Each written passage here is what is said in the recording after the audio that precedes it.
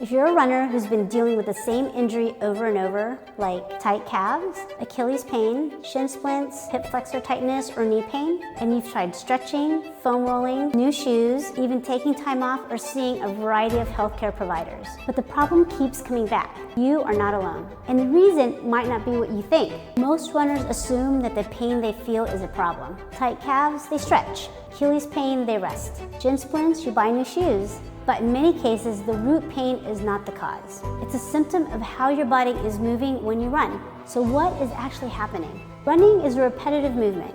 You're landing on one leg thousands of times on every run. So if something in your mechanics is slightly off, maybe your cadence is too slow, your foot strike is insufficient, certain muscles aren't doing their job, that's extra stress getting absorbed somewhere else. Over time, that's what leads to tight calves, Achilles irritation, shin splints, hip flexor issues, and knee pain.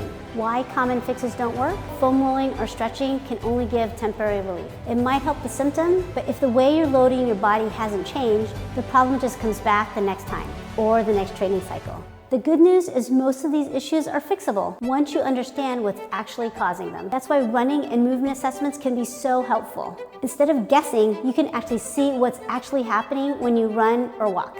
And that can help you to address the real cause. If you're dealing with a reoccurring injury, getting your mechanics checked can make a huge difference. If you found this helpful, let me know in the comments. What running injury have you been struggling with the most?